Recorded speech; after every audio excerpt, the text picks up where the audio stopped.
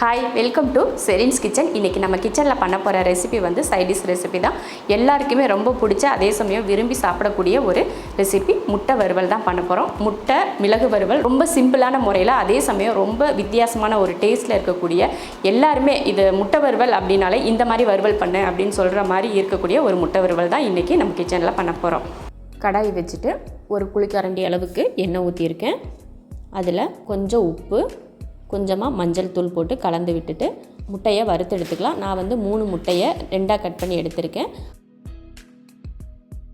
அதே வறுத்துக்கலாம். ஒரு 2 நிமிஷத்துக்கு 2 பக்கமும் திருப்பி விட்டு வறுத்து எடுத்துக்கிட்டால் போதும். இப்போ முட்டையை எடுத்துடலாம்.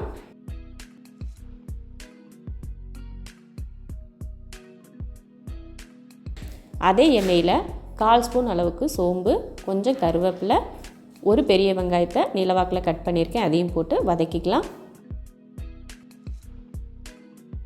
வெங்காயம் ஓரளவுக்கு வதங்கினதுக்கப்புறம் ஒரு தக்காளி, சின்னதாக ஒரு தக்காளி சேர்த்துக்கிட்டால் போதும். இப்போ தக்காளி வெங்காயம் எல்லாத்தையும் நல்லா வதக்கி விட்டுறலாம். அந்த தக்காளி வந்து நல்லா மசிஞ்சு வரணும், அது வரைக்கும் வதக்கிக்கலாம். இப்போ தக்காளி வந்து நல்லா வதங்கி வந்துருச்சு. இப்போ இதில் இஞ்சி பூண்டு பேஸ்ட்டு சேர்த்துக்கலாம். 1/4 ஸ்பூன் அளவுக்கு இஞ்சி பூண்டு பேஸ்ட்டு போட்டு அதையும் நல்லா வதக்கி விட்டுட்டு, அடுத்து 1/4 ஸ்பூன் அளவுக்கு சீரகத்தூள், 1/4 ஸ்பூன் கரம் மசாலா, மல்லித்தூள் 1/2 ஸ்பூன்,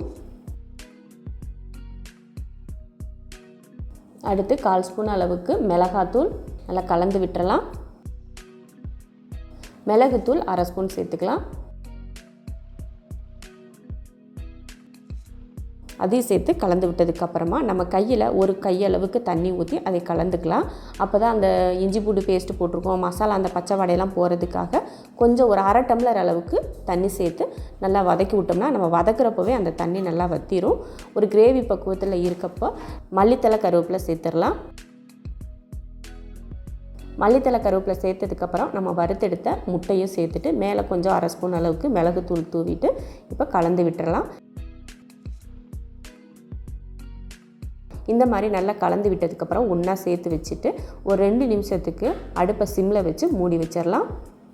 2 நிமிஷம் ஆச்சு, எடுத்து பார்க்கலாம். முட்டையில் பாருங்கள் மசாலா சூப்பராக பிடிச்சி வந்திருக்கு பார்த்திங்களா, அவ்வளோதான். இப்போ அடுப்பை ஆஃப் பண்ணிடலாம்.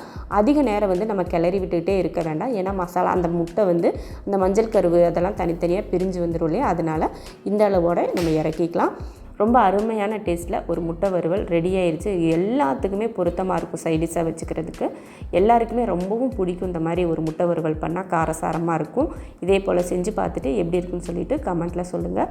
பிடிச்சிருந்தால் லைக் பண்ணிவிட்டு ஷேர் பண்ணிவிட்டு நம்ம செரின்ஸ் கிச்சன் சேனலை சப்ஸ்கிரைப் பண்ணி பக்கத்தில் இருக்க பெல் ஐக்கானை கிளிக் பண்ணி வச்சுக்கோங்க.